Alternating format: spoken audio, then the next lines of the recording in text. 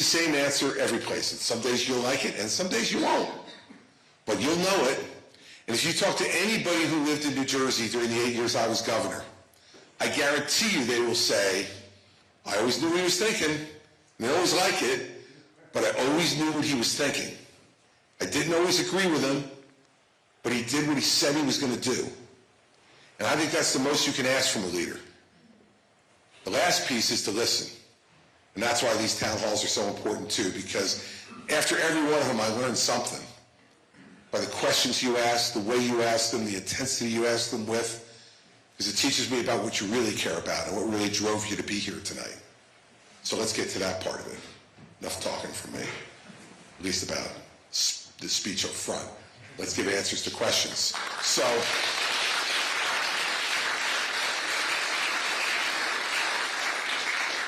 So it's easy. Raise your hand. I call on you. Someone's going to come to you with a microphone. And the only reason we care about that is because the great people back here from the press, they want to be able to hear your questions and get them. Because if you say something really wild, they want to make sure they can report it on the news and hear it. So who wants to start? Sir, right there in blue shirt. And here comes the microphone around.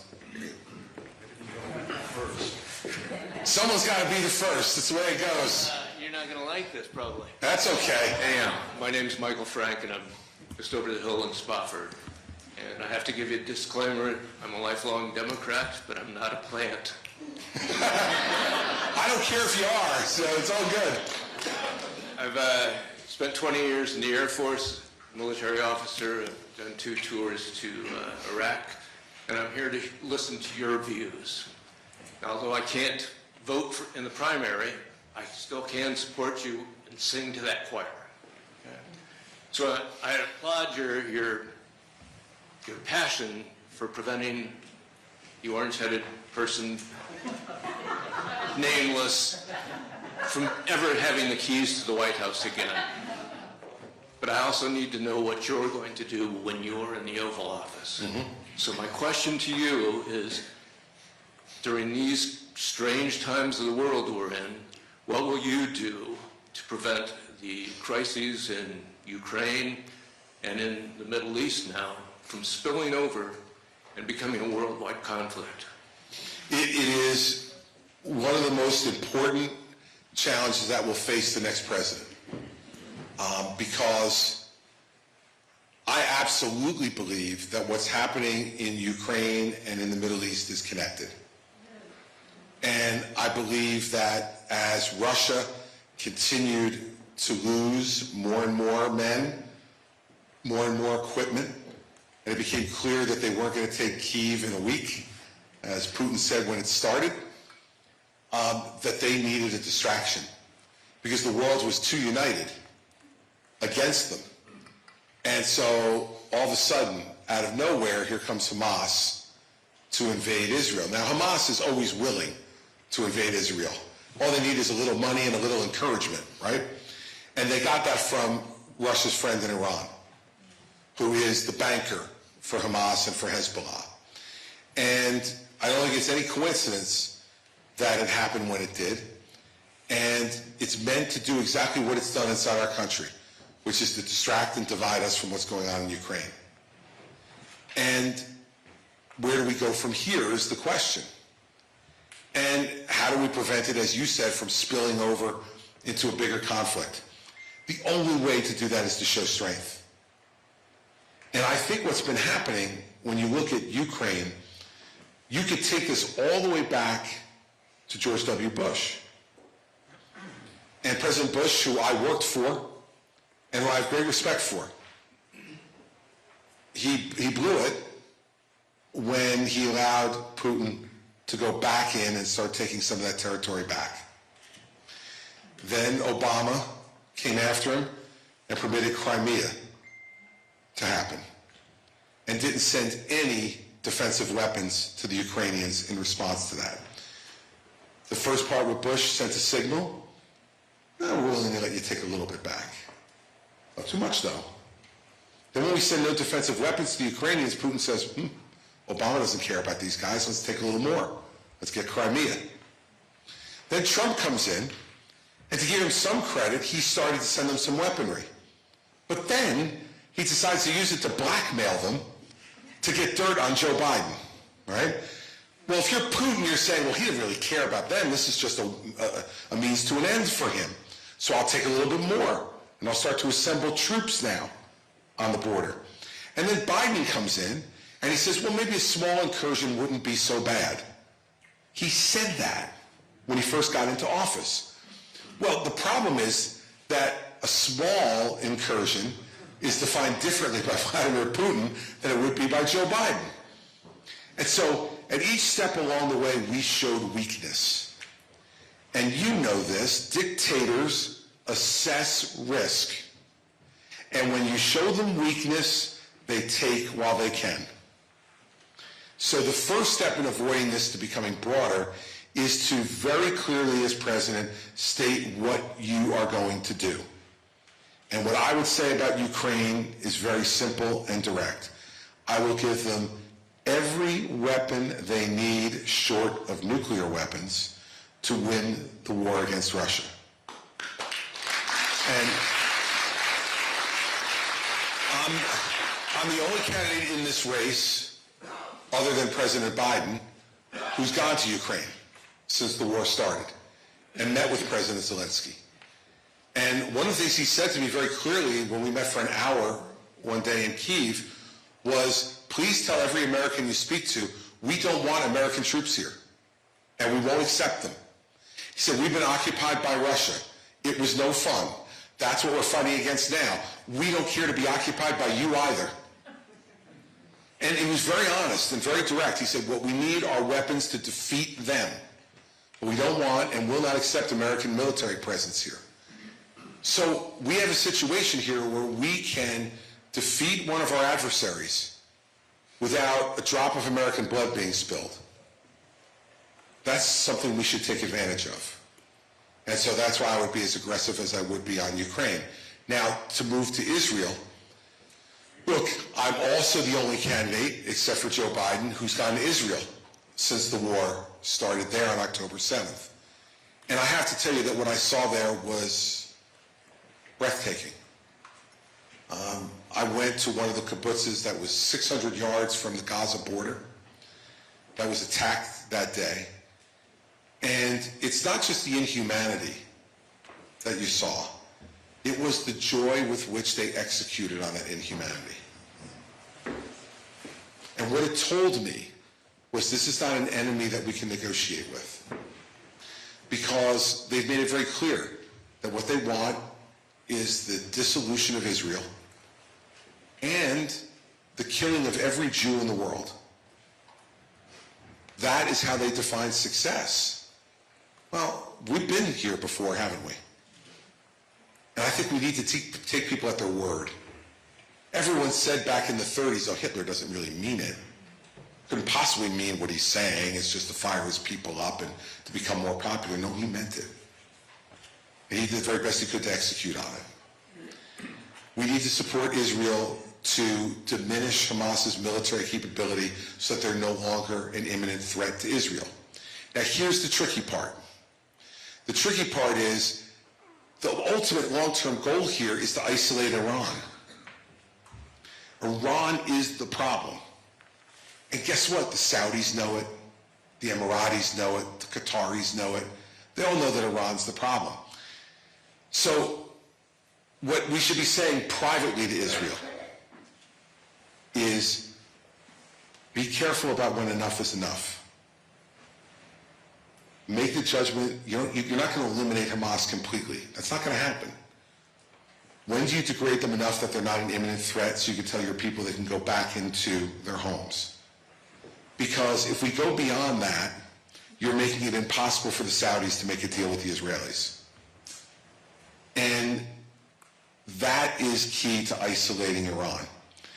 Now, we shouldn't be having those conversations publicly because, again, that shows distance between us and Israel. Publicly, we should be saying we're with them, we're going to support them, they're the only democracy in the Middle East, they're our best friend in the Middle East, and we're with them. Privately, we should be saying to them, that's all true, but let's figure out how we thread this needle. Because if at the end of this what we get is the diminution of Hamas and the ability to get the Saudis back to the table to negotiate a deal with the Israelis that recognizes Israel, that has the home of Islam, the birthplace of Islam, recognize Israel's right to exist. The ball game is over for Iran. There's no one left to side with them. And so that's the way I would approach it as president, is to say to Netanyahu, or whoever is in charge over there, when Netanyahu invariably is going to leave, because if you're the guy who October 7th happened on his watch, you're going. It's just a matter of time. Whoever's left, we're your friends. We're always going to be your friends. We're always going to stand by you, defend you, and support you. But let's be smart about this, because we got a much bigger program to pursue. Because the way to stop the spread is to make Iran irrelevant. Iran is the one who wants to spread conflict through the Middle East, the same way China wants to spread it in Asia, the same way Russia wants to spread it in Europe, and the same way North Korea wants to be a player with China to do it in Asia. Those are the four legs of evil in the world right now. Keep our eye on that ball, show them strength, and let them know that the United States is going to stand by our friends when we say we are. We do that, I think we'll be able to calm the world, and that's what I would intend to do.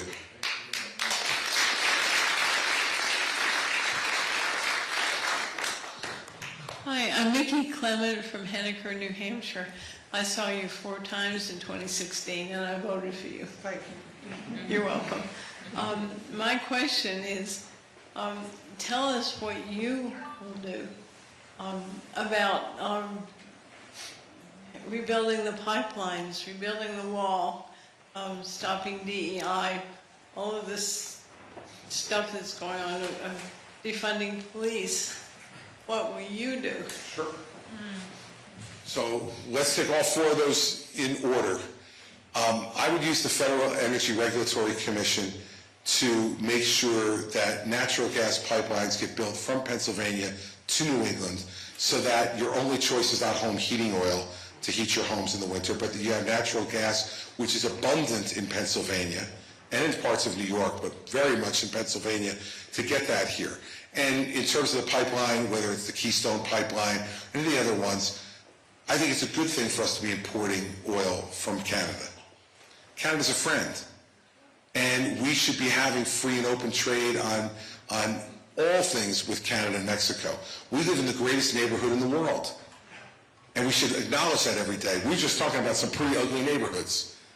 You know, I know you border Canada. I don't think any of you are waking up in the morning going, what's Trudeau doing? Is today the day he's sending the troops down here to New Hampshire? You know, we're not worried about that, but let me tell you, every morning they wake up in Israel worried about that. Every morning they wake up in Ukraine worried about that. Every morning they wake up in Taiwan and South Korea worried about that. And so we need to exploit those relationships and make sure that we're supplying our friends in Europe, us in Canada and Mexico, all of whom have abundant energy, should be supplying it to Europe, not the Russians. Don't make them dependent on the Russians. Let them be dependent on their friends. So that's what I would do on pipelines. On the wall, look, please do not fall for this again, okay? 8 years ago, I was on that stage when he said, I'm going to build a big, beautiful wall, and Mexico's going to pay for it. And I said at the time it was baloney, and people believed him. And he lied. It's that simple. He built 52 miles of new wall in 4 years. Now, if the Mexicans knew that we were only going to build 52 miles, maybe they would have paid for it. And at that pace, for 52 miles, he only needs another 115 years as president to actually finish the wall. I think a wall is a fine idea, but we're going to pay for it. That's the way it goes. It's like you build a fence on your property. You don't go to your neighbor and say, how about half? No, they go, it's your fence. On your side, you pay. So I think a wall is a fine idea as part of an overall strategy on immigration. It will not fix it by itself, anywhere near fix it by itself. And we can get into immigration in a minute, but that's what I would do on the wall. Third, on DEI, have we not seen over the course of just the last couple of months what a failure it is? I mean, come on. It's ridiculous. All right, people should be chosen based on merit. That's what this country should be all about. And I don't care. It's fine by me. And when I was U.S. Attorney, I remember walking into that office the first time in New Jersey. It's the 5th largest office in the country. And when I went in there for the first couple of days, Mary Pat, I come home and she says, "What's the office like?" I'm like, "That is the whitest place I've ever seen in my life." So I was focused on trying to make sure that we made the office look more like the state that I represented, which is the most ethnically diverse state in the country. But that doesn't mean for a second I would pick somebody who wasn't competent because of the color of their skin or their ethnicity.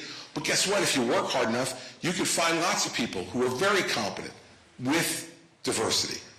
That's fine, but we shouldn't have programs that require you to do something like that on any of that stuff. And what it's done, especially to our military, is make them confused about their mission.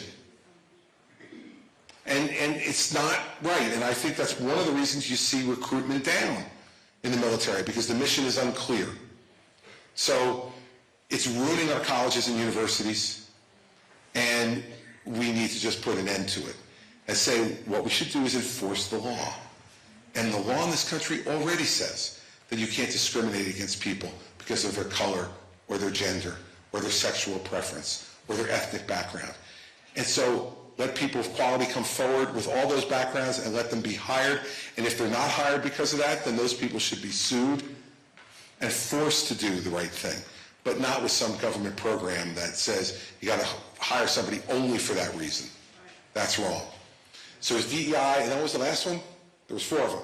Yeah, the pipelines, the wall, DEI, and there was a 4th one. Oh, defunding police. Well, okay. I'm a former prosecutor, so I think you know what my answer on this is going to be. I worked with police many, many days of my career, both local police and federal agents. And I think that the diminution of those folks around this country has destroyed the quality of life in every one of our major cities. Every one. And it's wrong. And so what we need to do is to show support for the police, and that's not blind support. Look, I prosecuted police when I was a prosecutor. Police who were corrupt. You break the law applies to everyone. But this idea of defunding the police, we see what a folly it is. Who wants to live in San Francisco? Who wants to live in Los Angeles? I have a daughter, we have a daughter that lives in Chicago. I fear for her every day. Right? New York City is a disaster. A disaster. And so the idea that somehow, because there are some police who abuse their power, we must defund all the police is a ridiculous notion. And I also think the diminution of the FBI has been awful too, and our party's participated in that in a big way. I know the director of the FBI personally. I know dozens and dozens of FBI agents. Those men and women every day put their lives on the line to try to protect our country. And the fact that you got idiots like Vivek Ramaswamy who are saying he'd fire 75% of the FBI, yeah, just what we need is to fire 75% of the FBI. I mean, this guy really needs to just go back to Harvard, because that's where his attitudes belong, is a place like that. So I would be someone who would appoint an attorney general who would support law enforcement officers who do their jobs. And that's what we need to do. And when I became U.S. Attorney, John Ashcroft was the Attorney General, a really good man, and he said to me, "This is your job, Chris. Enforce the law every day without fear, favor, or partisanship." That would be the direction from me as president to my Attorney General and to every law enforcement officer who would work under me as president. Enforce the law every day without fear, favor, or partisanship. We get back to that, our country will be safe again, our country will be secure, and our country will have justice. And that's the job of law enforcement, is to ensure that justice is done. So that's what I would do on those 4 things. Thank you for asking. She's coming right behind you with the microphone. There you go.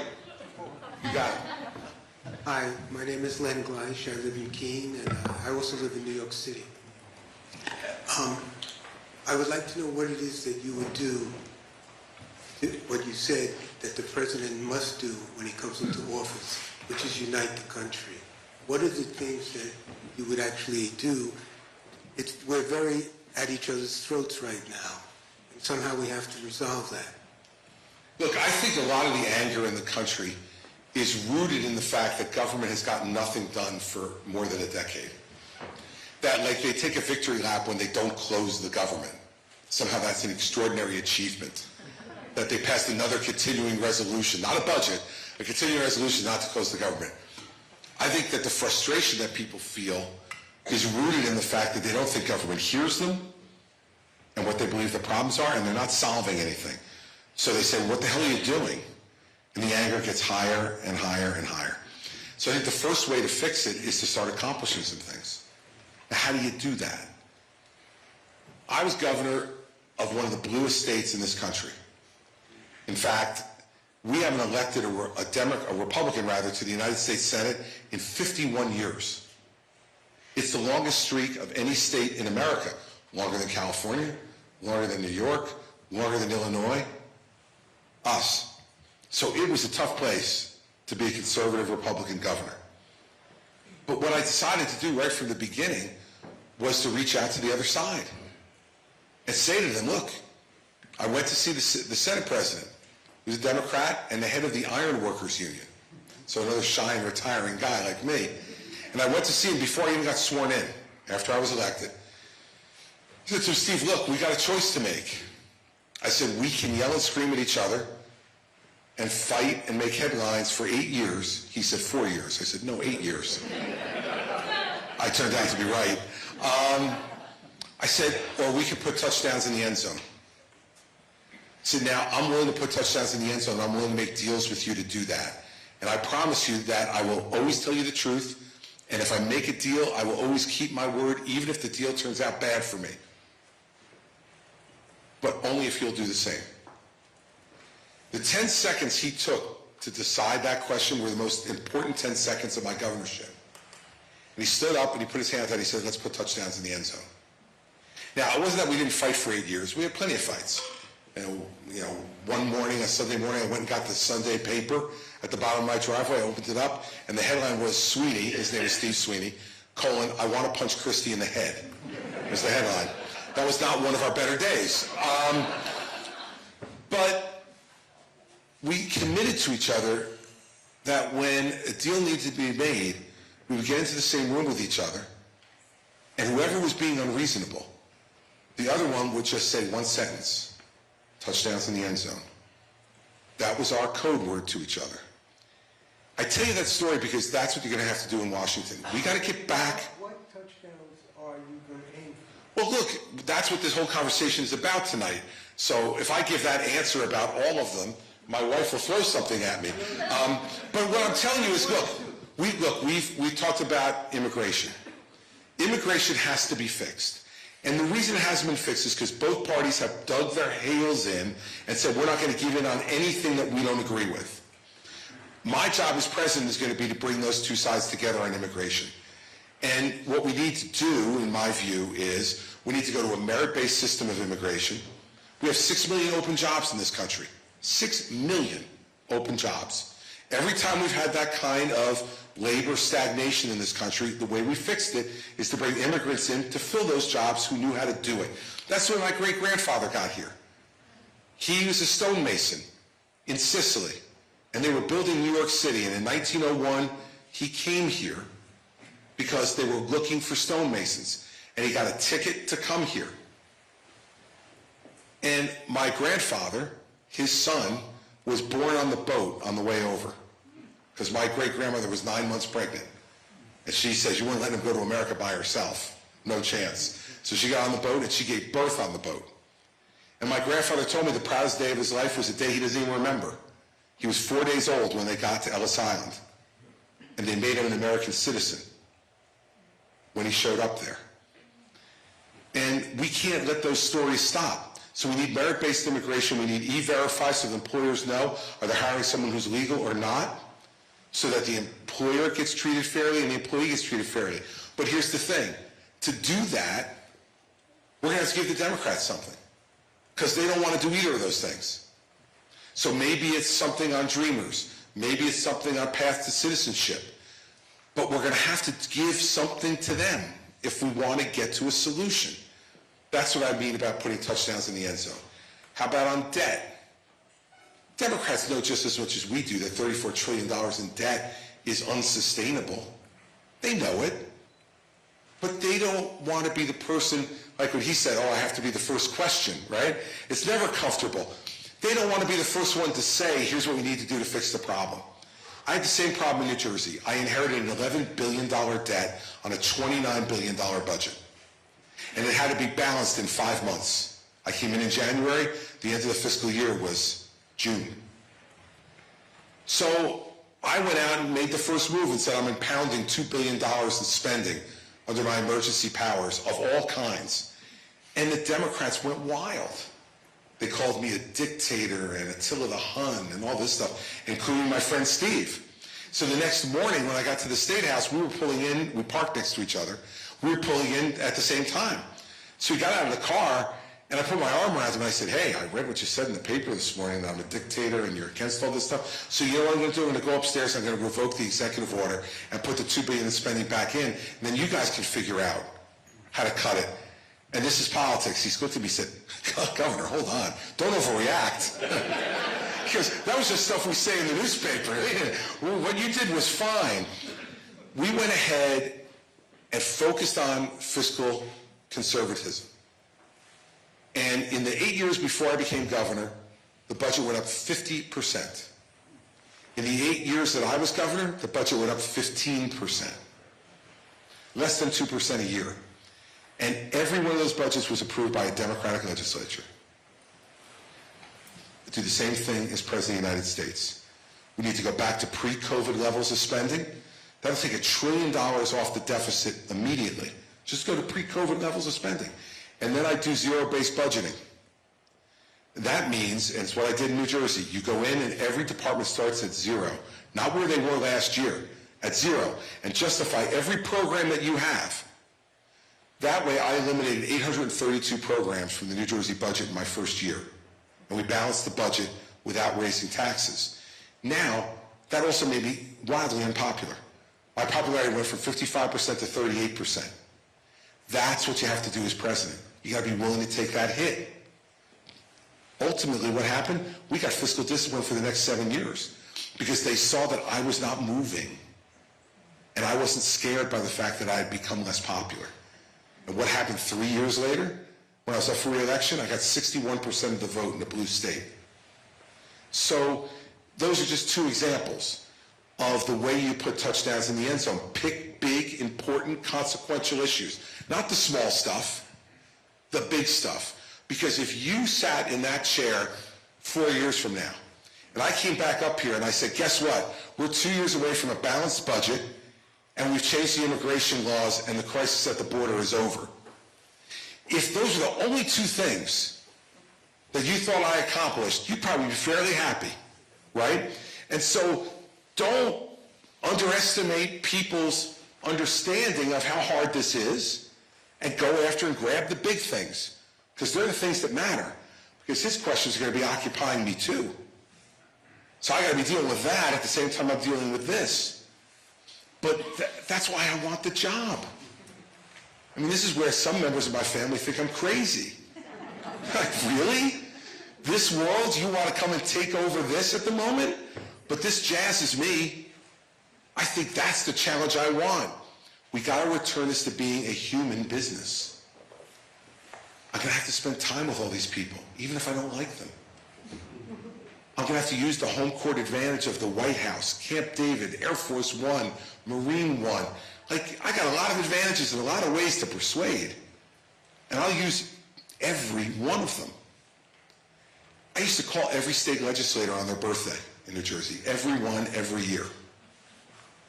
I didn't want to. But it became a thing. And then if I didn't call them first thing in the morning on their birthday, they'd be calling the office. Is the governor okay? Is everything good? Is he mad at me? But the conversation was not just happy birthday. It's so what's going on with your family? What stuff are you really interested in that we're working on right now that we're not making any progress on? How can I help you? get what you want over the finish line? Is there somebody you need appointed to something that's a reasonable person that I can appoint? Come see me and give me their resume.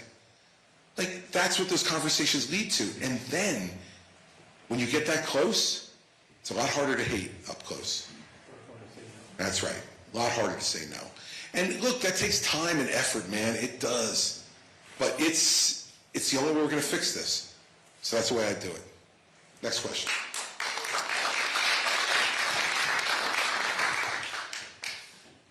With the U.S. national debt surpassing $34 trillion, a lot of people are worried about the state of the economy, and it's one of the biggest issues that people tend to vote for on polls. And so I was wondering, if you were president and you had theoretical control over the spending of the United States, how might you manipulate the U.S. spending pie chart in order to help fund the projects that you would like to see, while also lessening our spending to help with the debt issue? Look, part of the answer is what I was saying to him, which is you go back to pre-COVID levels of spending. We increased spending during COVID astronomically, right? Now, we had to in some respects to keep our economy afloat, to keep people who couldn't go to work fed and housed and all the rest of it. Okay, but that's all over.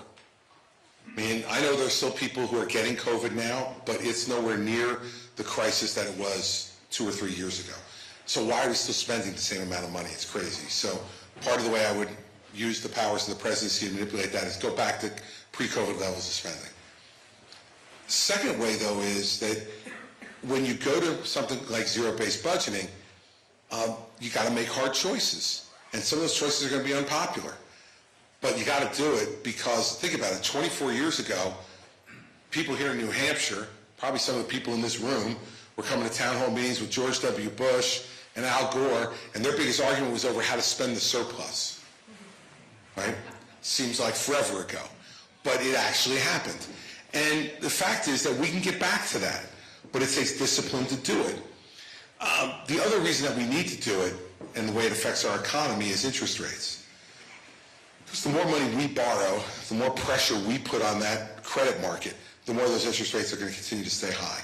And that prevents people from buying homes, it prevents them buying cars, borrowing money to increase their business. And so the other way it helps the economy to stop spending as much is when we start borrowing less, it creates more space in the credit markets for you to borrow, to do what you think you need to do. Buy a home, buy a car, start a business, increase the size of your business. All that will add to economic growth in this country and make the country more prosperous and make each individual have the potential to be more prosperous.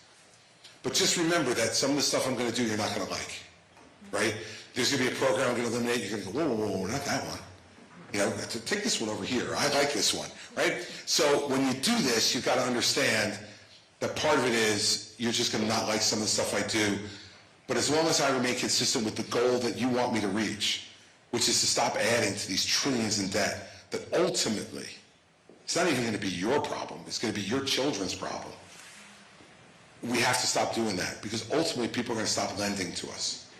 And then we're going to have an economy that's going to collapse. So there'll be a lot of hard choices to make. But we haven't made any of those hard choices now for 20 years. And now we're paying the piper for that. And, you know, it's like, you know, whenever you get loaded and have a hangover, you know, the hangover stinks. We're going to be in the hangover stage. And that's what we need to do. If you like the party, you know, you got to live with the hangover. And we're going to have to live with the hangover of cutting spending and eliminating some of these programs that might have merit to them, but that we just can't afford. So that's the way I would go about doing it. All right. Yes, sir. My name is George Flores, and I've been a resident of the state for 38 years now. And I agree with Sweeney. I was actually a union rep in Vermont for 10 years. So my question is, my company just closed down last month. We were in business for over 60 years. I'm still there, but we laid off 60 employees. We were probably one of the top paying jobs at the state. What closed us is the competition from China. We're a paper manufacturing company, and we just can't compete with them. my boss, the owner, he's from Canada, and we're looking at new business to reopen it in the summertime. So the question is, what are you going to do to balance this trade with China? We're losing many jobs. Back in the early 93 to 2000, when I was doing union work and working with the governors and stuff in Vermont, we saved a lot of jobs. That's kind of like going by the wayside now. So that's my question. Sure. Look, the problem that we've put ourselves in with China is that our businesses have made the decision to go over there because labor is cheaper, right? And costs are cheaper.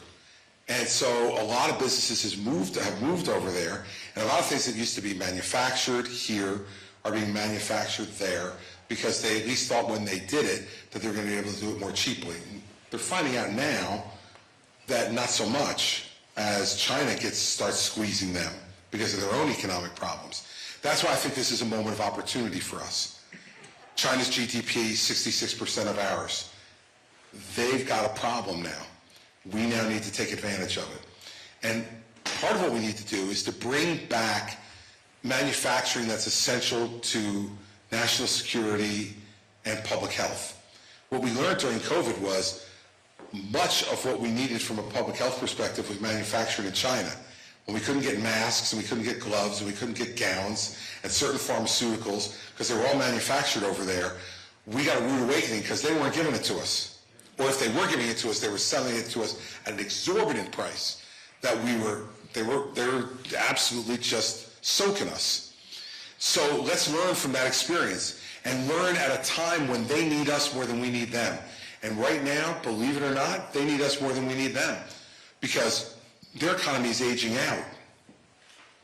And they don't bring immigrants to China. And they had that one-child policy for a long time. Now they don't have people to replace their aging workforce. So they need our help. So now's the time for us to negotiate different deals with them in ways where we can say, no new American investments going over there unless you change some of these rules that affect companies like yours, technology, in terms of the way they steal our intellectual property. Those are two of the biggest problems that China presents to us, is unfair competition and stealing of our intellectual property. You know the rules over there. If you have a new invention here in the U.S. and your company's thriving, and now you decide, well, there's 1.4 billion people over there, we want to go and expand our business to China, they say, sure, but you have to give us your technology. And then lo and behold, what happens is 6 months later, there's a Chinese company selling your technology. That's got to stop. And now that we have the leverage to do it, we should. And they're in trouble. He didn't come to San Francisco last month because he wanted to see the Golden Gate Bridge. He came because there were American businessmen and women gathered in San Francisco, and he needed to impress upon them how much he wanted them to continue to invest. Well, we now need to use that hunger to our advantage. They used it on us. It's time for us to turn it around, and that's what I would do as president. And make real deals that we can enforce. You know, Trump made this trade deal with China, said it was the greatest deal of all time, right? Just on agriculture alone, we could go through all of them. It's underperformed on everything. But the Chinese have only bought 40% of what they said they would buy from our farmers under this trade deal. So a trade deal on paper is nothing if you don't enforce it. And so we have that moment. We need to have it enforced, and we need to have somebody who knows how to do these things. And it's pretty clear that running the biggest government the world's ever known is different than running some golf courses. Yes, sir, right there.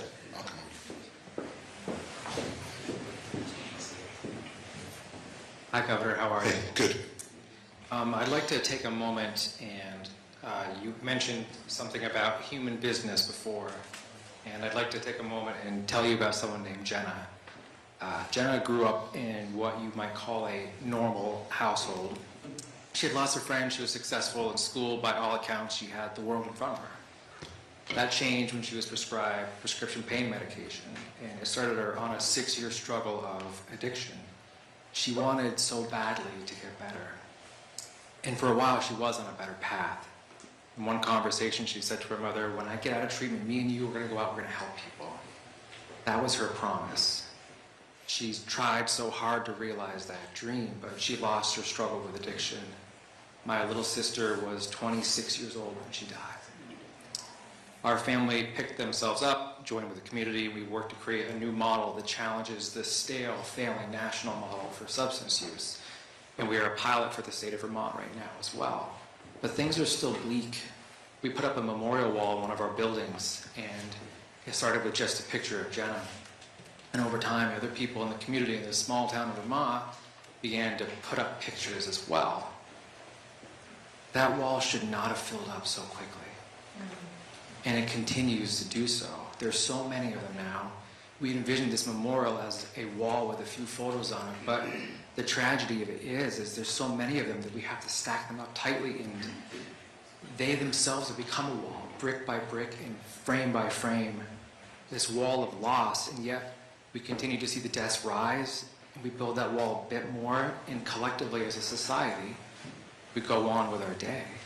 We have an epidemic that has killed so many people that it has single-handedly brought down our country's life expectancy, and it's an asterisk in our national conversation.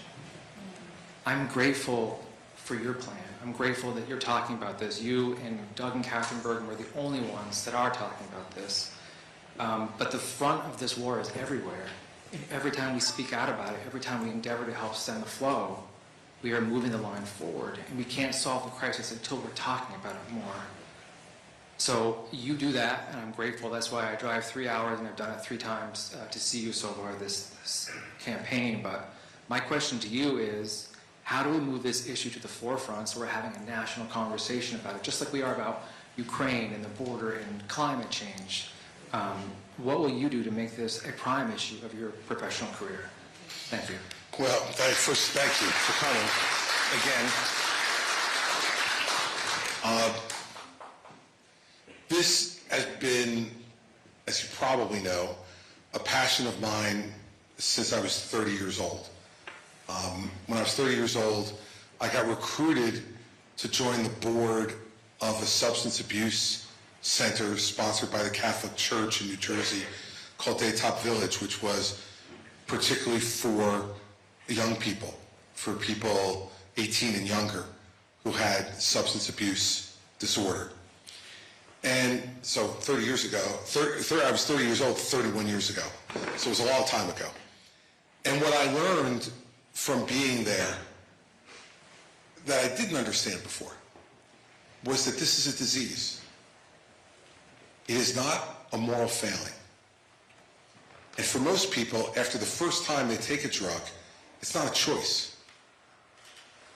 And first thing that a president needs to do is to make that clear to the American people, that this is like heart disease, cancer, diabetes.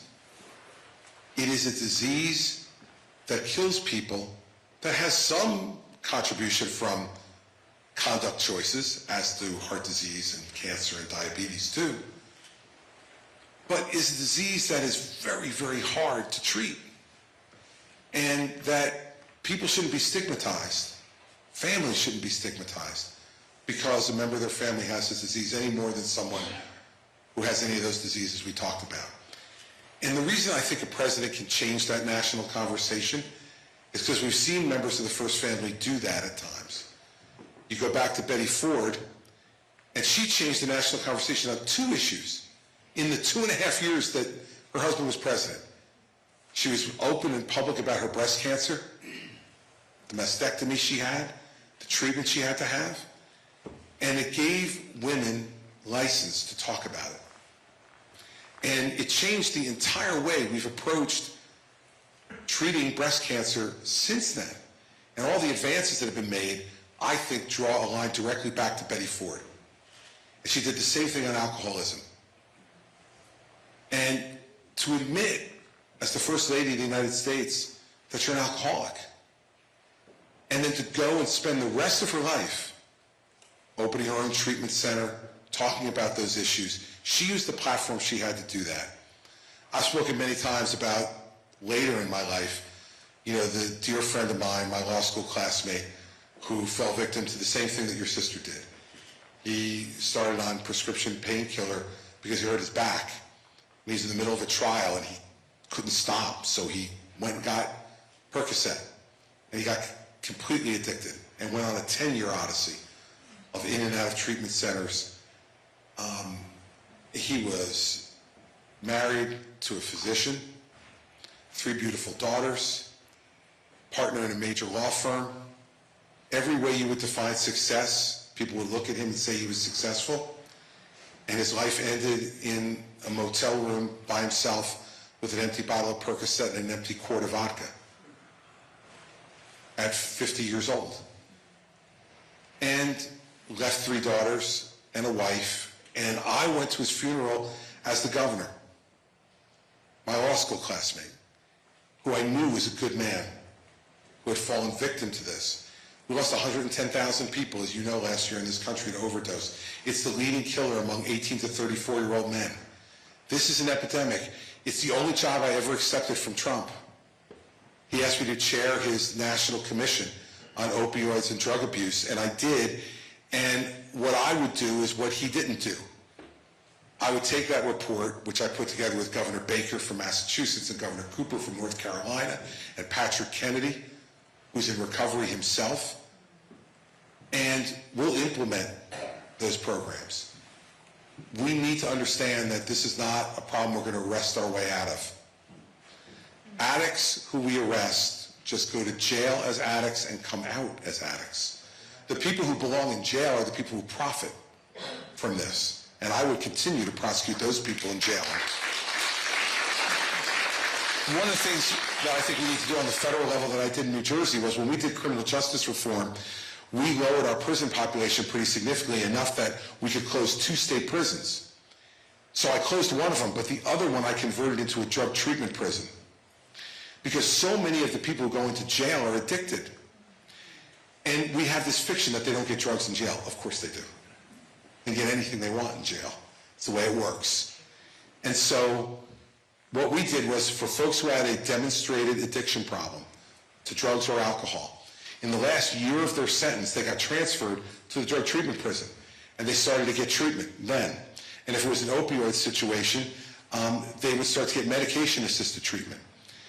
By the end of their year there, we would qualify for them for Medicaid if they qualified before they left, give them their Medicaid card, and give them their prescriptions for their first 3 months of medication-assisted treatment, so that when they left, they could continue their treatment without all the bumps that happen for someone who comes out of prison. That program has reduced recidivism by those folks by 40%. Every one of those lives is a gift from God that deserves to be saved. And so the way I would approach this is to talk about it just the way I spoke about it now, and to do it regularly as president, and to go and visit treatment centers as president, and let people know that if a president can come and stand here, you should have one of these in your neighborhood. If a president's willing to say it's a disease, not a moral failing, then maybe people will listen.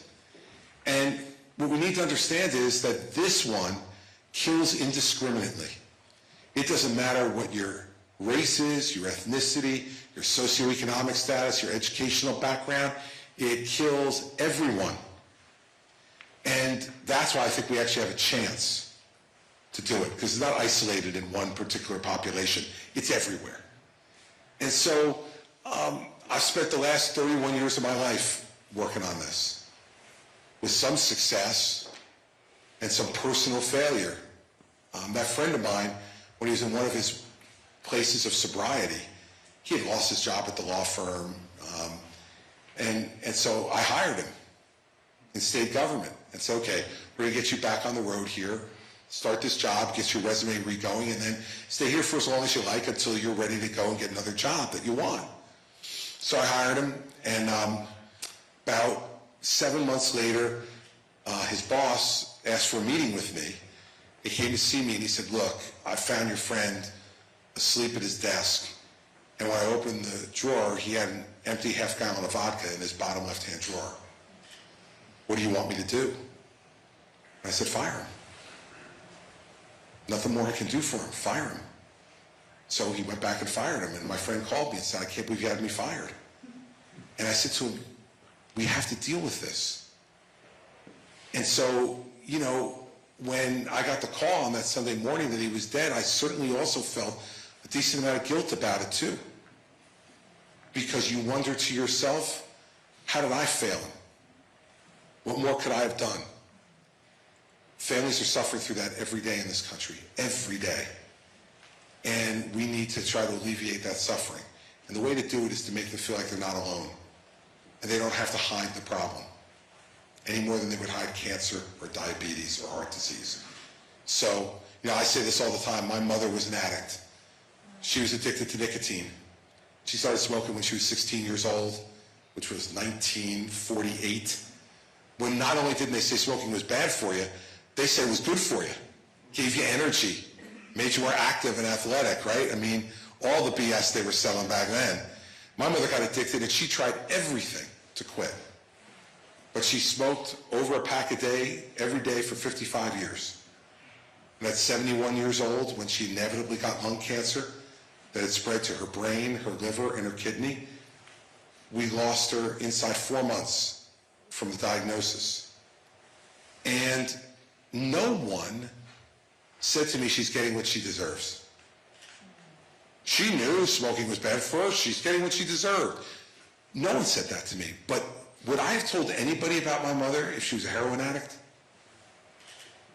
And would they have come and helped her? Would they have consoled her? I don't think so. And it's because we make a differentiation between those two, and we've got to stop doing that. So I can't express to you enough how badly I feel about your loss and your family's loss. But the only way that I can express it is by doing something about it. And you can count on the fact that if I'm president, I will.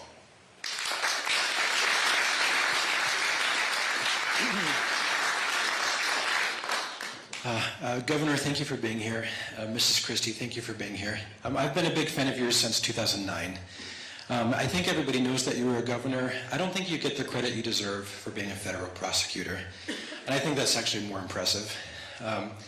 You speak the truth in this campaign, and you have made the Republican Party better, and I think you've made the country better. And you don't have to win the New Hampshire primary for that to be true. You don't even have to stay in the race through the primary for that to be true. You have made the party better, and you have made the country better. What I'm worried about is that Trump will win the New Hampshire primary. And what gives me a great deal of anxiety is that you and Governor Haley appeal to the same people. And so my question to you is, do you think that my anxiety about that is unfounded? No, I have the same anxiety. Look, Nikki and I do appeal to some of the same people.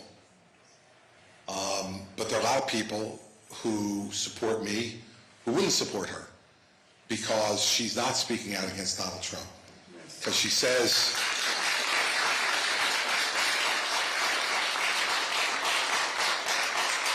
Because she says he was the right president at the right time. Because she said yesterday, again, that she'd pardon him if she became president. Because she says that he deserved a break after January 6th.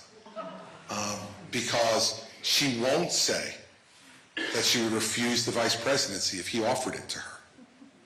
And so a lot of the people who are passionately supporting me in this state and around the country say, if you leave the race, I'm not voting for Nikki Haley. I don't know who they're going to vote for, because there's no one else saying what I'm saying either. Certainly Ron DeSantis isn't saying it. And Vivek Ramaswamy's not saying it, so that's all that's left. And so I understand why you'd be concerned about it. What I can tell you is this. I've made a commitment to tell the truth in this race, and I've made a commitment right at the beginning that if there ever became a moment where I felt like there wasn't a path for me to win, that I'd get out. But that has nothing to do with Nikki Haley. That has to do with what I can accomplish or not accomplish.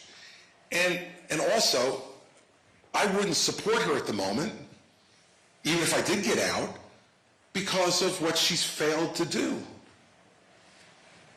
You know, she knows You know, and this is why you'll remember, many of you, that I defended her in the fourth debate, if you watched.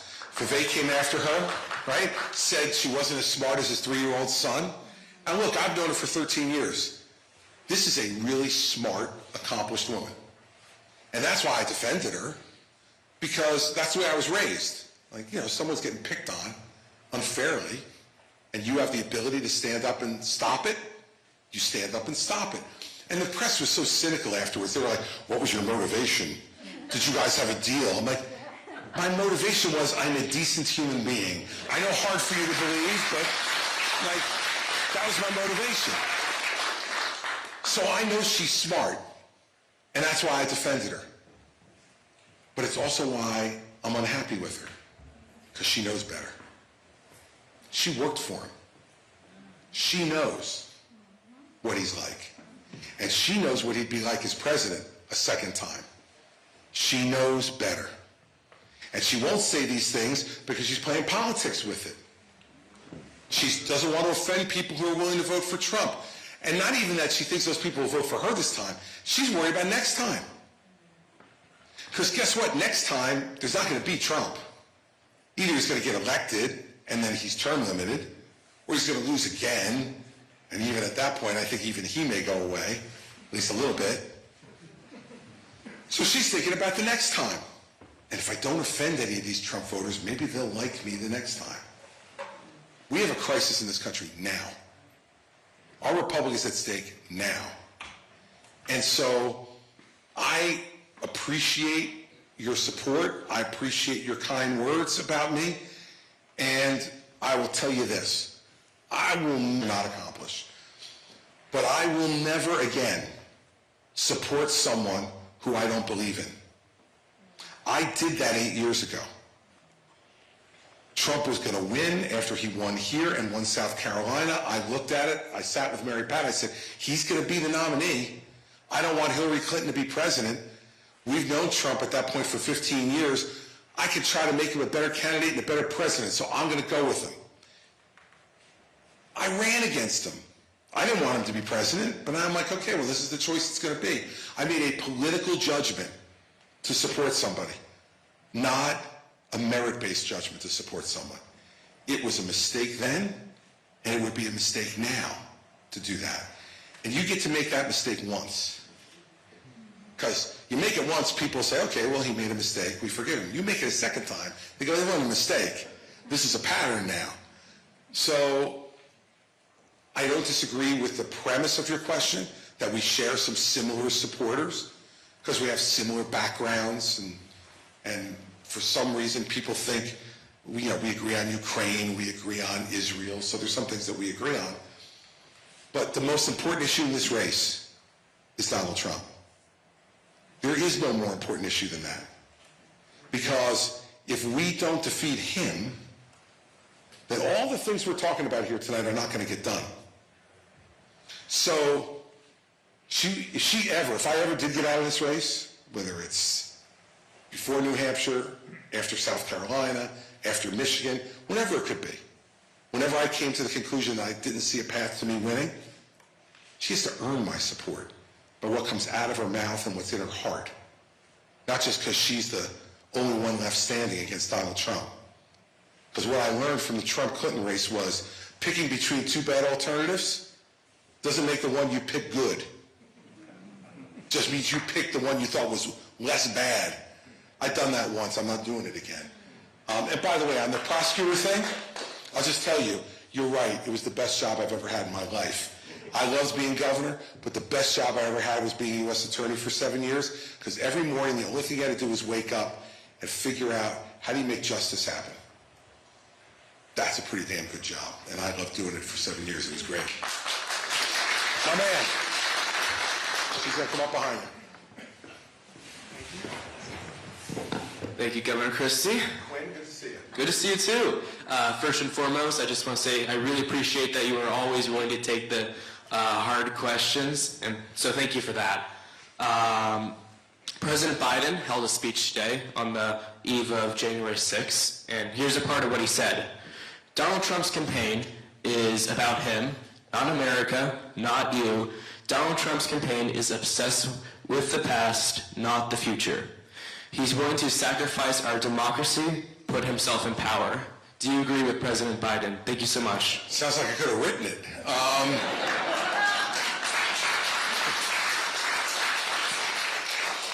Yeah, I do. I do, and you know, you've asked me questions before where I've agreed with Biden when he deserves credit, like when he went to Israel right after the war started. That was a courageous thing to do and a smart thing to do, and I analogized it to when Tony Blair came over here right after September 11th.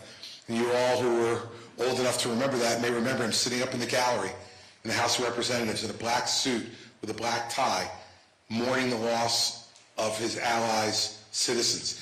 And I thought to myself, what an amazing moment of leadership and friendship. And I think when Joe Biden went to Israel right after they had been attacked and stood with the Israeli government, it was a great moment of leadership by President Biden. He deserves credit for it. There's lots, as you know, that I disagree with him on, but when he's right, he's right. And on that speech, at least that section that you read to me, yeah, I would have said that. I probably have come close to saying that over the course of the last, number of months. And the fact is that that points out the way I would act in response to your question, right? You just had the first test.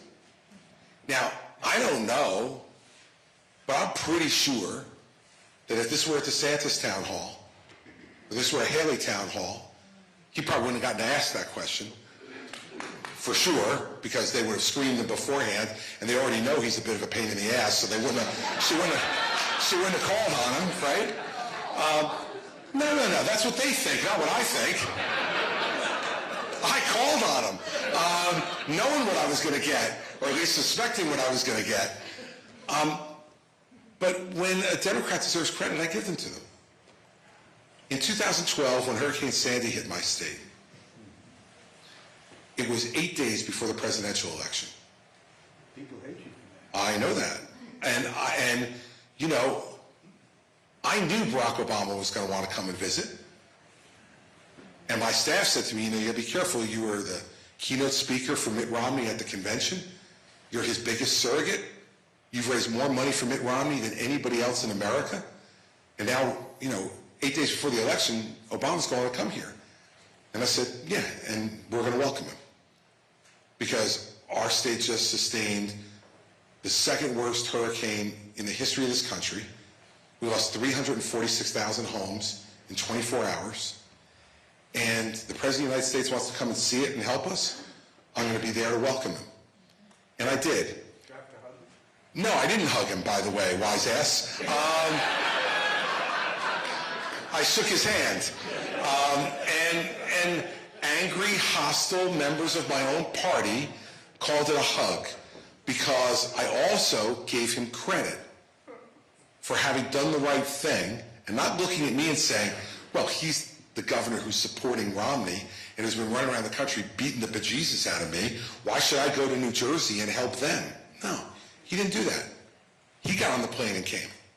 And he could have been just as angry with me as I was with him about his policies, but he put his job first, and I was going to put my job first. And, at the end of the day, that's what we take an oath to do. And so when Biden does something good, I'm going to say he does it good. When he does it bad, I'm going to say that too. And we should be judged on the totality of what we do. And I wouldn't do anything different if I had to do it again in Sandy. Now, I'll show you. You stand up because we're friends now, okay? I want to show you exactly what it was between me and Obama. He got off the plane. You're me. I'm Obama. Shook hands and Obama went like this. That's right. No, I didn't do that. Obama went like this. That was the hug. That's right. Now, I'm from Jersey, man. That's not a hug. That is no hug. Do you think he played you? No. I think he cared about the fact that my state had been destroyed and he wanted to come and see it for himself. Now, did he know by coming there that he would look like a bipartisan leader? Yeah, but let me tell you another part of the story that doesn't get talked about much. Storm happens Monday and Monday night. Tuesday morning, Obama calls and says, I'd like to come tomorrow. Is that okay? I say, yes, Mr. President. Where do you want to meet? Atlantic City Airport. Great, I'll meet you there. Our staffs will work on the details. Great. Right after I got off the phone with Obama, I called Romney. And I said, Mitt, I just need you to know, Obama's coming tomorrow. Mitt said, I figured he would. I said, you come on Friday. Come with a check for the Victims Relief Fund from your rich guy. Write a check. Come with a check. I'll give you the same tour that I give to Obama. And you could say, when you get elected president next Tuesday, you wanted to make sure you were 100% ready to deal with the crisis and the rebuilding of the state.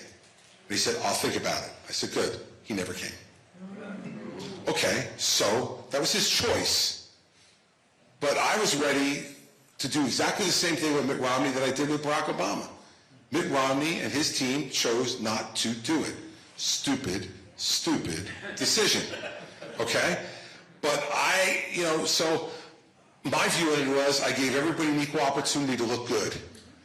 And at the same time, it was helping my state, which was on its back, no power in 2/3 of the state, 346,000 homes destroyed, no operating water treatment or wastewater treatment plants, every major highway obstructed, not one school in the state open, 61 gas stations in the entire state of 9 million people working.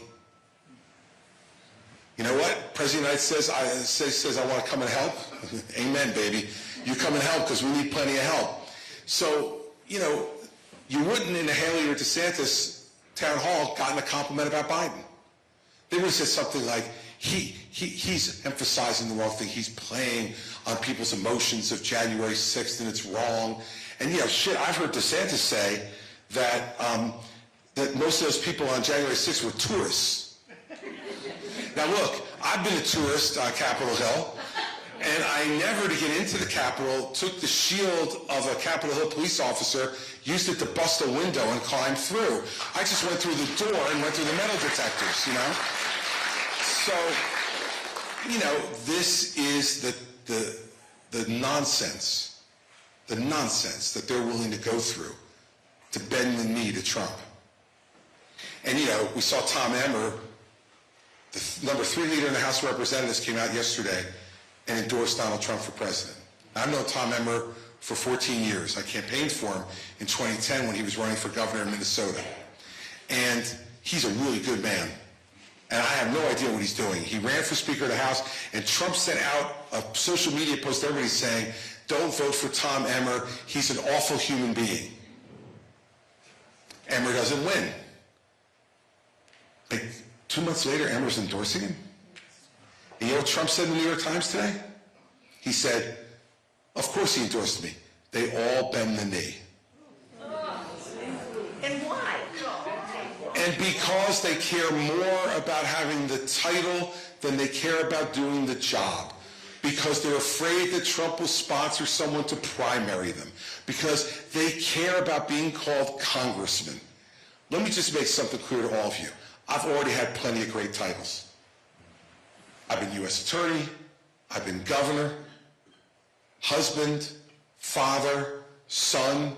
I got enough titles to last me the rest of my life. I am not selling my soul to get another one.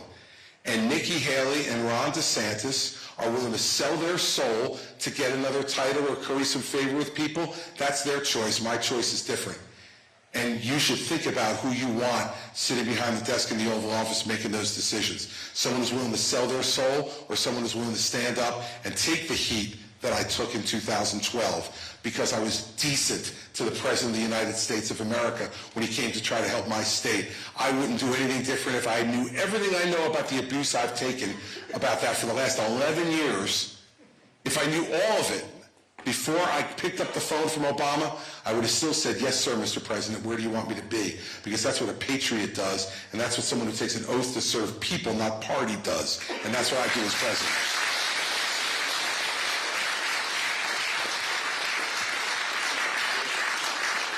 Hi, my name is Margaret Fitzgerald, and I know you've touched on this a little bit already, but I just wanted to ask you, we're in an age with such a lack of bipartisan cooperation, so I was wondering, how do you feel with your experience, how do you feel like this has affected the country? Like, what are some of the negative effects, and how do you plan to make a dent in this so that we can get stuff done? Well, look, the effect on the country is anger and division and hopelessness. Right? That's what it is, and that's what everybody feels. And anger, division, and hopelessness leads to exhaustion. And exhaustion leads to inaction and complacency. And this feeling that I can't do anything to change it. And that's destructive to a republic. And so that's what it does. I've talked about all the things that I would do to try to make the country more bipartisan and together, so I won't repeat all those things. But what I will say to you is that in the end, we cannot cave to exhaustion. I'm not saying we're not right to feel exhausted. Probably are, after everything the country's been through the last number of years. But we can't give into it. You know, there's that old saying, right, that like, you know, a small group of people determined to make a change can change the world. And the question is, how do you know? And the answer is because it's the only thing that ever has. It's the only thing that ever has. And it can start here. It can start here in this state in 18 days. Or it can't. And that's up to you. Like in the end, I really am very content with the idea that I can't do any more than I'm doing. I'm here every week. I'm out 3-4 nights a week here. Then when I'm not here, I'm out in all these other states raising money so I can afford to come here. Right? And there's nothing more I could do. And I absolutely feel invigorated by it. Because I'm trying to make a difference in my country. And now all of you have to decide. You've made one decision already just by showing up. You know, as Woody Allen said, like 90% of life is showing up. I mean, it is. It's about showing up. So you've made part of the decision already. Now the question is, what more do you want to do? What more are you willing to do? Whoever you believe in, it's me or whether it's somebody else, get out there and try to make sure that people know why. And in this state, people are pretty engaged. So you won't have a hard time getting people to talk about it. Especially, God, we're going to be inundating you people over the next 18 days with TV commercials and appearances and all the rest of that. And you can be ready to be rid of us by January 23rd. But up until that time, you have to decide what role you want to play. And beyond this, for someone like you, of your age, as compared to mine, you got a lot of road ahead of you. And you decide what kind of American you want to be and what you want this country to be. And don't think it's beyond your capacity to make it that way. You can be part of it. You can be part of making it that way. So I feel really, really empowered and invigorated by the challenge. And there are days when it is a bit of a bummer, no doubt. But nobody ever said it was going to be easy. And this country isn't designed to be easy. It's designed to be hard. But I think that's why it's lasted 250 years. As the freest, richest, bravest, strongest country the world's ever seen. Now we got to see if we can keep it. See, because for me, I've already had a great American life. I'm 61 years old. More of my life is in the rearview mirror than through the windshield. And so I've had a great life already. No matter what happens between now and then, I'll look back on the life I've had and feel really, really good. I want you to feel the same way 40 years from now. About, I'm guessing. Right? 41? All right. So, okay, call it 43. But that's what I want you to be able to feel. I want you to be able to look back on it and say, man, not only did I have a good life personally, but I contributed to making this country a better place. Because maybe at that point you'll have children and maybe you'll be worried about what the kind of country you're going to leave them. Because that's what I think about now. And that's part of what motivates me to do what I do too. And I think if you talk that way, the country will listen and hear you. And maybe it'll inspire people to their better angels rather than the anger and the division and the exhaustion that we have now. That's at least my hope. That's what we're going to try to do. All right, yes, ma'am. She's got the microphone right behind you. Thank you so much for coming here and giving such thorough answers to the questions. There are many issues where when you talk to people, there's a whole continuum of where people fall out on them. Where is your line in the sand on the abortion issue? Well, let me first start by telling you that I'm pro-life personally, and I've always believed that every life was a precious gift from God. And in the same way that, I answered his question, I think that every life is a gift and deserves to be saved. Now, that's my personal opinion. Emotional and difficult issues abound in this race, but none more emotional or difficult than this one. None more personal. For 50 years, conservatives have said, Washington, D.C. shouldn't be making these decisions. Washington, D.C. took these decisions away from the people. And that's wrong. People should make these decisions. That's what conservatives have said. I've said it. Now, all of a sudden, we get the Dobbs decision from the Supreme Court, and they say, you know what? You're right. It's not the federal government's job. And now we got a bunch of people in my party, and in the other one, who are saying we should have some national law on abortion. And I want to make it really clear. If I were President of the United States, I would not sign any ban on abortion at the national level.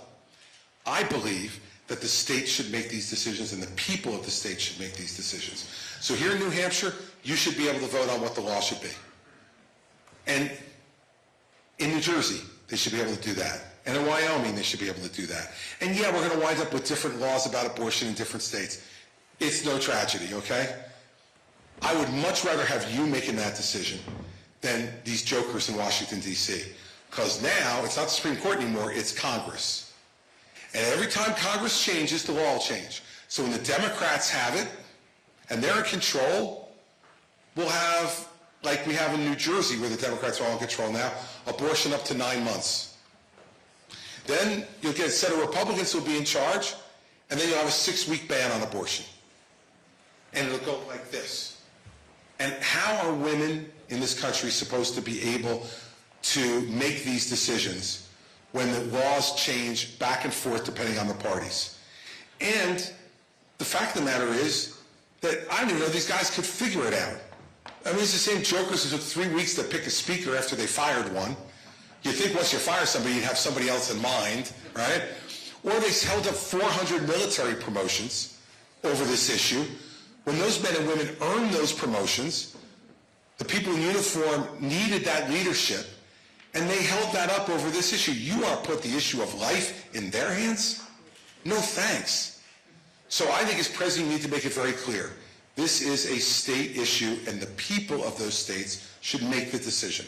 And I'm willing to live with whatever decision you make. Look, in New Jersey, it's 9 months. That offends me, personally. Okay? I got two choices. Work to try to change the law, or move. But if it's a national law, where am I moving? I'm not going to Canada. I have nothing against Canada, but I don't want to live there. At least if the individual states decide, and it is the most important issue to you, and your state laws, you can't change them and they bother you, you can move to a place that has laws that are more agreeable to you. That's why I trust people to make this decision, not politicians. And remember, I didn't trust judges to make it either. I want people to make these decisions. And remember in this race, Ron DeSantis and Nikki Haley have both said they would sign a 6-week ban. Now, Nikki doesn't say that when she's in New Hampshire. When she's in New Hampshire, she says, I want to be compassionate. We need to care about people. and let people know that we care about them. I don't know what that means. But when she goes to Iowa in front of the evangelicals, she says, I'll sign a 6-week ban. So I don't know what she'd do, and neither do you, and that should worry you, in my opinion. Ron tells you what he'll do. He signed a 6-week ban. He signed it in Florida, and something interesting happened in Florida today, didn't it? They secured enough signatures to put the issue of abortion on the ballot in Florida this November to overturn the law that he signed. Now, I don't know what the result of that is going to be, but this is the experiment in democracy I want. There are enough people in Florida who didn't like the law he signed, so they signed a petition to get it on the ballot, and now everyone's going to get to vote in Florida. All of them. And then we're going to see where it lands. And wherever it lands, it lands. But at least the people got to decide. That's what I want to happen all across the country. That's where I am on that issue. All right. I got the signal for last question, so I will go to you right there. And they're coming around.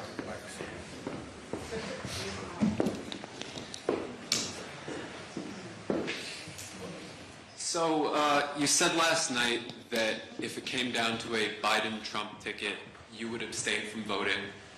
We both know that only one of those candidates wants to demolish democracy.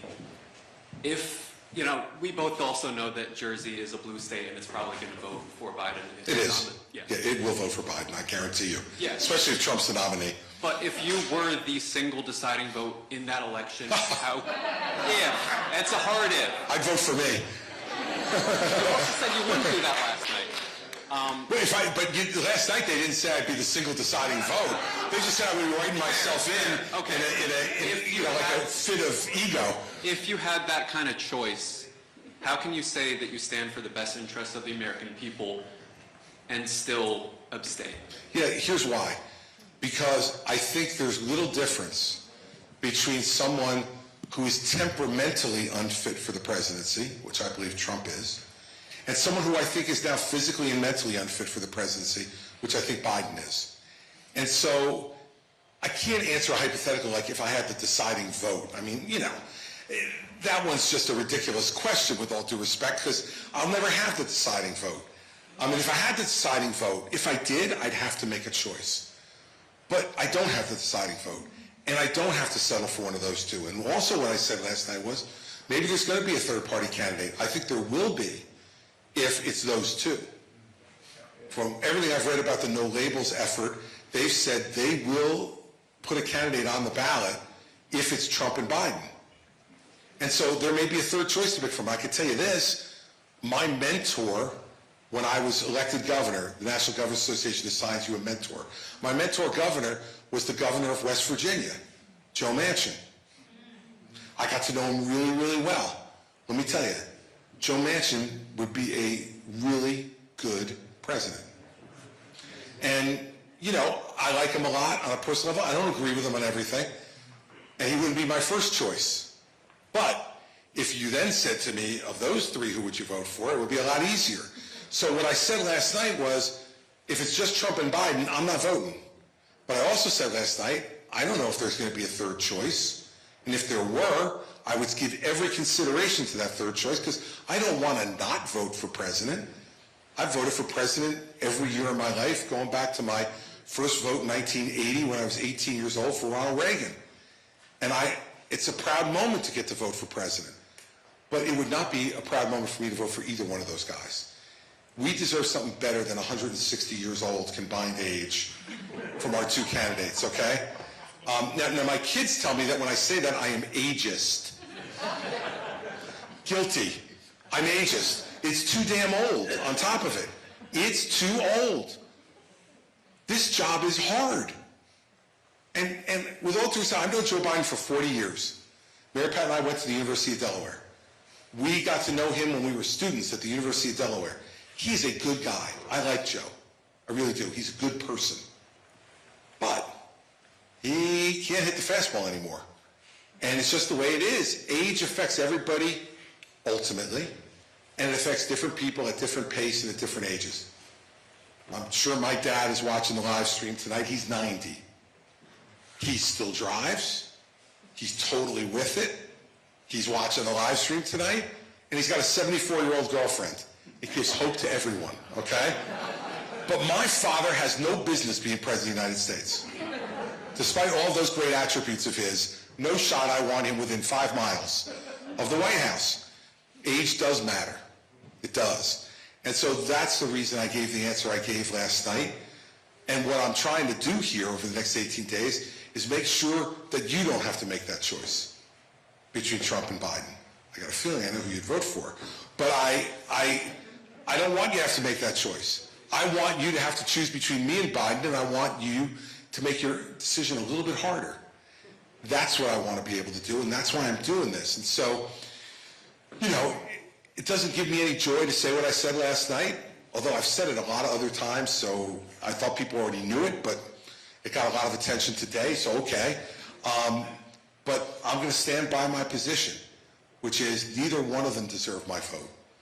And as I answered to his question, I'm done voting for people who don't deserve my vote. I'm done doing it. I've seen the destruction of that. And I'm not going to give people my vote anymore who aren't worthy of it. And neither one of those guys, in my opinion, are worthy of it. Hopefully, I'll be the nominee and I get to vote for myself. That'd be pretty cool, wouldn't it?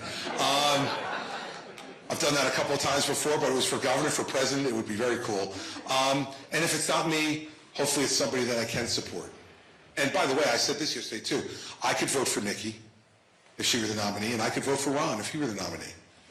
But I could, because I think they both would be better than Biden. Well, I know you disagree. Look, there you go. It wouldn't be a Christie town hall if you didn't boo me. That would be good. But so it's not like I won't vote for anybody but myself. But I have certain standards on this one, and that's what I'm going to stick with. But it's a good question, and thanks for paying attention. So, all right, so it's Friday night, it's 8:25, and snow is coming. So I'm getting the hell out of here before the snow hits, but we'll be back next week. We'll be back on Tuesday, and we'll probably be here for every day after that, between now and January 23rd. I want to end by thanking you for coming and for your really good questions and thoughtful questions. This is what this process is supposed to be about, and this is why you're all so special, because of where you live and the fact that you show up. Because you get to do this like nobody else in the country gets to do. Maybe Iowa a little bit, but you guys get to do it at closer range than anybody else in the country. You know, if I win this thing, and many of you have probably had this experience already in your lives, you've lived in New Hampshire for a long time, you're going to be able to tell people, oh, yeah, it's like this close to the president. Yeah, I know him. We're tight. We took pictures together. He signed things for me. He came to my house. You know, you get to do things that nobody else in the country gets to do or say. With that comes a responsibility to do it right. Don't do it just by default. Don't believe whatever the polls tell you. Believe me, if the polls were right, Hillary Clinton would be in her second term. Okay? If the polls were right, Barack Obama would have never been president of the United States. He was going to lose to Hillary Clinton in 2008. If the polls were right, Mitt Romney would have been the nominee in 2008. John McCain was dead and buried when he came here to New Hampshire. And you guys revived him. And he became the nominee. It's your call. Don't let anybody tease you into anything else. It's your decision. And I'm here because I want your vote. You know, I spoke to President Bush a few weeks ago, and he was giving me advice about the race, and he said, remember something. He goes, don't ever end one of those town hall meetings without asking for the vote. He goes, people want to be asked. He goes, I know you assume that they assume that you want the vote. That's why you're there. Don't do that. Ask for the vote, man. You got to ask for the vote. And he was that emotional about it. And I said, yes, sir, Mr. President. I appreciate the advice. And he goes, yeah, why would anybody listen to me? He goes, I only won it twice. So I'm listening to you, Mr. President, and I need your vote. I want your vote on January 23rd. And I want you to know that if you give me the privilege of being the nominee, I will run a race against Joe Biden that'll be on the merits, on the issues, and I will beat him on the merits and on the issues, not on anything else, not on what happened yesterday, but what we both want for tomorrow. And if I get the honor of being President of the United States, you're going to know what I think every day. And I'm not going to stop doing this. I'm going to come back here as president. I'm going to do town hall meetings because I did over 150 of them when I was governor. And I love doing it because it kept me in touch with what people really thought. And I think you can get isolated as governor. I can't imagine how isolated you get as president. So that's the kind of president I'm going to be if you give me the chance to be it. And you all are going to be the ones who help to make that decision. So 18 days to go. Today's pretty much over, so we're down to 17. And let's make sure that you talk to as many people as you can to encourage them to be a participant, to go and vote on the 23rd, and to make a difference. If you do that, I think we're going to do just fine. And I appreciate your time tonight very much. Thank you for having me.